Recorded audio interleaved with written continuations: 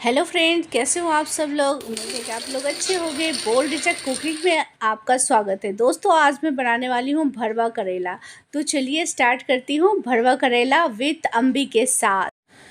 दोस्तों, आज मैं बनाने वाली हूँ भरवा करेला। उसके लिए मैं आधा केजी करेला ले ली हूँ और इसके छिलके निकाल लूँगी। जैसे ऊपर की परतें हैं ना, उसको निकाल ली हूँ और इस तरीके से निकाल ली हूँ और इसको धो ली हूँ। और धोने के बाद इसमें कढ़ाई में रख दी हूँ और इसमें थोड़ा सा पानी डाल के और पानी डालूँगी और इसमें थोड़ा सा नमक ऐड करूँगी और इसको थोड़ा थोड़ा चाकू की मदद से हल्का हल्का कट कर दूँगी ताकि ये फटे ना। और इसमें नमक ऐड कर दूँगी और उसके बाद इसके 5 से 10 मिनट के लिए उबलने के लिए डाल दूँगी। और ये उबल गया है और अच्छे से उबल गया है और ज़्यादा ना उबाले। और उसके बाद वो निकाल लूँगी और फिर मैं अम्बी डालूँगी इसमें। और अम्बी को अच्छे से छील लूँगी। छीलने के बाद इसको क्रश कर लूँगी। इस तरीके से क्रश करके रख लूँगी, मतलब कि इस तरीके से जो होता है ना पोटैटो क्रशर से क्रश करके रख लूँगी। और ये 2 अम्बी मैं क्रश करके रख ली हूँ और ताकि इसके कड़वापन को ख़त्म किया जा सके, इसलिए मैं अम्बी का बनाऊँगी इसमें अम्बी डाल के और इसका कड़वापन ख़त्म हो जाएगा। अब ये उबला हुआ हो गया है तो इसको ठंडा होने दे दी थी। अब इसे बीच से कट कर लूँगी और बीच से काटने के बाद इसके बीज जो है ना वो सारा निकाल दूँगी। इस तरीके से चाकू की नोक की मदद से मैं इसके बीज निकाल दूँगी और सबके बीज निकाल दूँगी। इस तरीके से बीज से निकाल दूँगी सबको, बीज से चाकू की मदद से इसको स्लिट करके और इसके बीज जितने भी होंगे ना सब में से निकाल दूँगी। इस तरीके से जितने भी हैं करेले सबके बीज में निकाल दूँगी। भरवा करेला और इस सब के बीज निकल गए हैं, ऑलमोस्ट सबके बीज निकल गए हैं। अब क्या करूँगी, और बढ़िया से इसकी सफाई भी हो गई है। अब एक पैन लूँगी या कढ़ाई या पैन जो भी लेना है, इसमें सरसों ऑयल का इस्तेमाल कर रही हूँ। ऑयल को थोड़ा सा गर्म होने के लिए दे दूँगी और गर्म हो गए ऑयल और इसमें इसको फ्राई कर लूँगी। आप चाहो तो इसको डीप फ्राई कर सकते हो और अभी ही इसको डीप फ्राई कर ले। और डीप फ्राई करने के बाद इस तरीके से आप चाहो तो ऊपर नमक डाल सकते हो। और ये पूरी परतें बिना मतलब भरे हुए मैं इसको फ्राई कर रही हूँ। इस तरीके से मैं इसको बिल्कुल मतलब कि डीप फ्राई कर दी हूँ और मीडियम फ्लेम पे ही फ्राई करें ताकि ये थोड़ा सा ना इसका जो है परत क्रंची ना बने और थोड़ा सा मुंह में घुलने टाइप से बन जाए बहुत अच्छे तरीके से। और ये फ्राई भी बहुत अच्छे तरीके से हो गया है।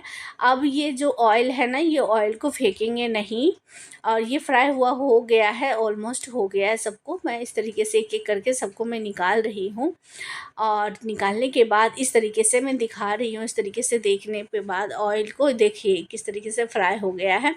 अब इस ऑयल को फेंकना नहीं है। इसी ऑयल में मैं थोड़ा सा जीरा डालूँगी और ये जूलियट कटे हुए हल्के कटे हुए मतलब बारीक कटे हुए प्याज मैं इसमें ऐड करूँगी।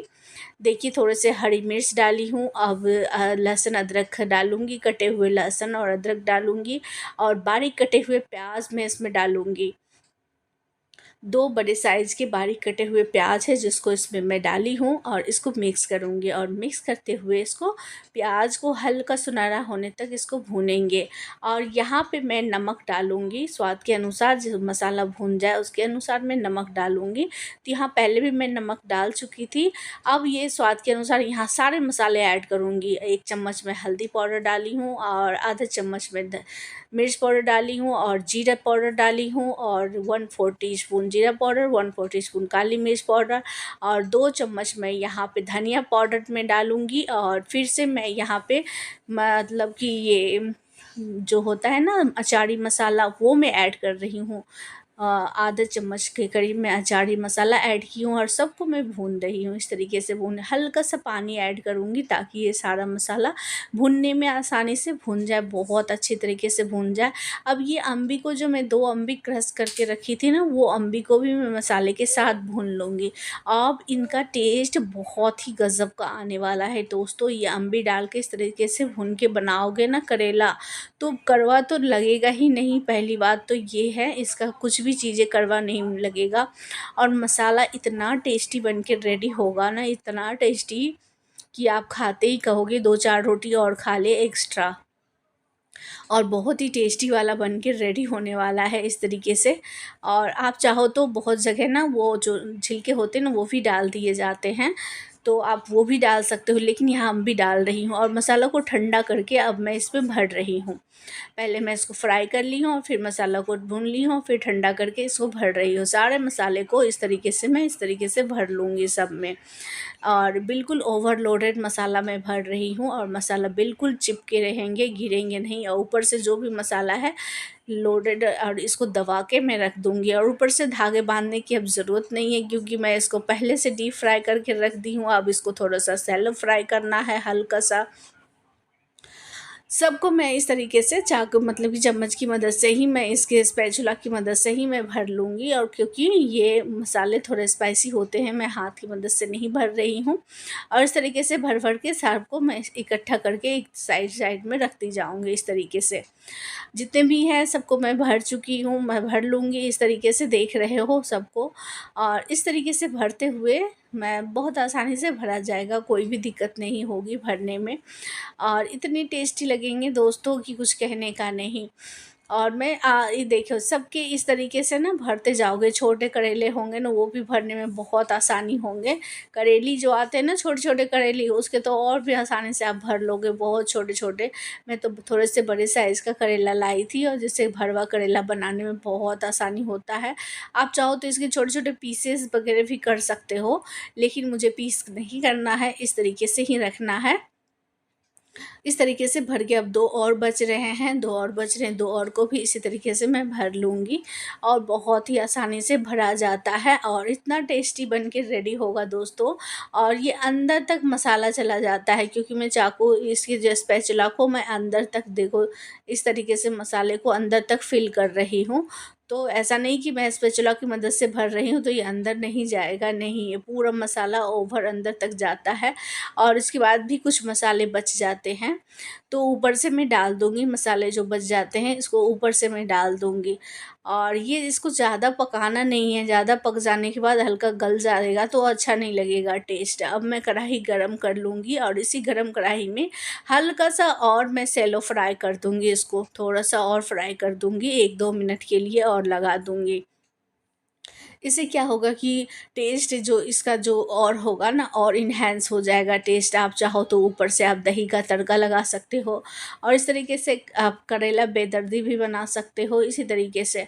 और ये 1-2 मिनट के बाद आप देखोगे ना, इसका कलर बहुत ही अच्छा आ जाएगा। अब मैं इसके मसाले जो होते हैं ना, सारे मसाले जो बच गए हैं इसके ऊपर से डाल दूँगी, और स्पैचुला की मदद से इसको पूरा कोट कर लूँगी। इसके जो बॉडी पर है ना, उसपे पूरा कोट कर लूँगी, बहुत अच्छे से कोटिंग हो जाएगा।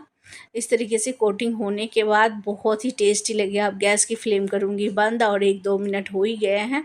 इस तरीके से पलटा दूँगी, क्योंकि हीट थे ही उसी में, मुझे थोड़ा-सा ही करना था, ज़्यादा नहीं पकाना था, हल्का-सा पकाना था। अब गैस की फ्लेम कर दी हूँ बंद, और ढक्कन बंद कर दी हूँ। और उसके बाद थोड़ी देर के बाद ढक्कन निकालती हूँ और इसको सर्व करती हूँ। और देखो किस तरीके से लगेगा ये, और बहुत ही टेस्टी वाला बन के रेडी हुआ है दोस्तों। अब मैं इसकी प्लेटिंग कर लेती हूँ इस तरीके से।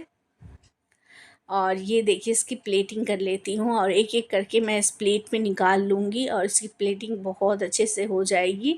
आप इसे रोटी पराठे किसी के भी साथ सर्व कर सकते हो, बहुत ही अच्छा लगेगा, बहुत ही टेस्टी और बहुत ही टल्लीदार लगेगा दोस्तों खाने के लिए। और ये खाने के लिए अब तैयार है, अपने फैमिली के लिए निकालिए। और रोटी चावल सबके साथ खा सकते हो, चावल के साथ भी खा सकते हो, रोटी के साथ भी खा सकते हो, पराठे नान सबके साथ आप खा सकते हो। ये बहुत ही टेस्टी लगेगा खाने में। अब ये देखिए पूरा मैं निकाल चुकी हूँ, और ये बन के रेडी हो गया है। अब मैं इसको दिखाती हूँ इसकी प्लेटिंग कैसी बनी हुई है। यहाँ थोड़ा सा स्पेस बहुत छोटा है ना, इस वजह से मैं ज़्यादातर दिखा नहीं पाती हूँ। ये देखिए बहुत ही टेस्टी, बहुत ही लजीज और बहुत ही टल्लीदार वाला भरवा करेला बन के रेडी हो गया है दोस्तों। तो आप लोग भी आ जाओ खाने के लिए हमारे साथ। तब तक के लिए सेफ रहें, सुरक्षित रहें, अपना ख्याल रखें। Bye bye.